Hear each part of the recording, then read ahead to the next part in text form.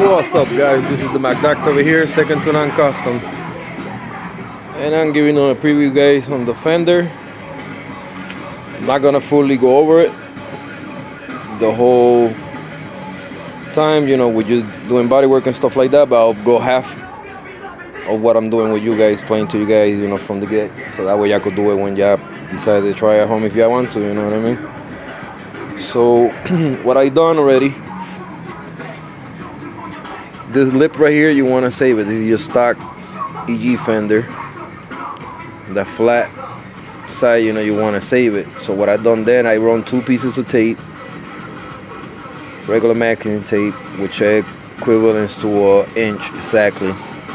So right on the top of this lip, what you want to do, you want to tape it. Take your time and tape it around as you can, all the way down. Follow that pattern. That's gonna be your cutting guide. Once you cut all that around, you follow your tape, you cut all that around, obviously. Cut all the way down. When you cut all the way down here, you have to cut down to this section. You're gonna save these because this is what we're gonna be using once that we start welding. So we could just put the fender like if it was a stock fender, like if it was to came like that. The same thing on this side. You're gonna cut under here, saving this flat piece because we're gonna use it for the extension and the other side. And what you do, you remove it. Once you remove it, that's gonna be the extension part we're gonna be using for the flaring part. Now this process over here is a little tricky.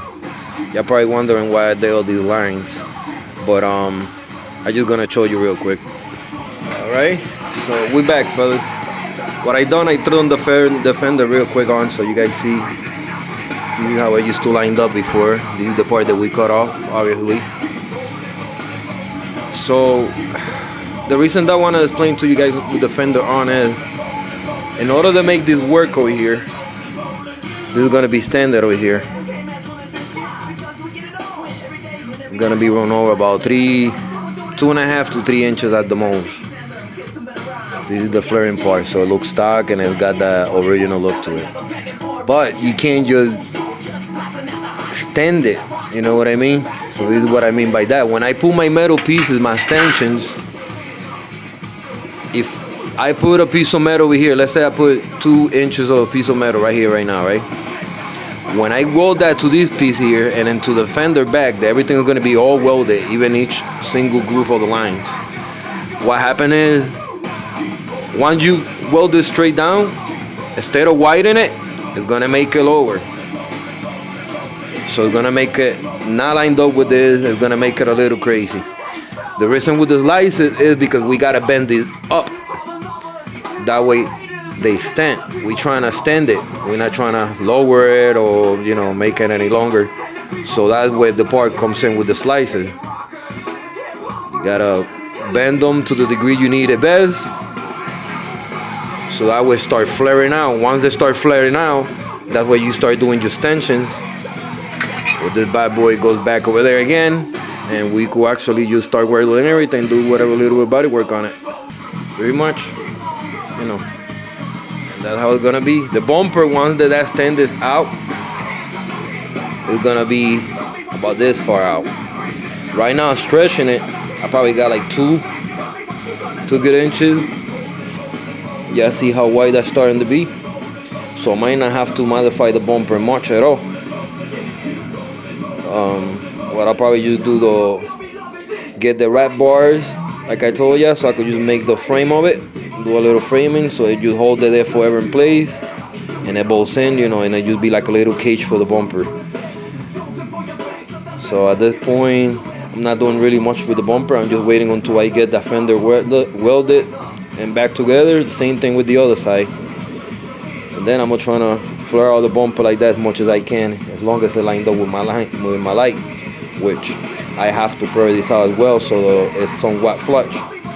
In case they doesn't work like that a little bit, I just gonna give it a slice here, and this is gonna release some of the tension and it's gonna allow it to come back as much as I want to, and then I could just fiberglass that back with some fiberglass cloth, put some bando on it, and I'll be good money.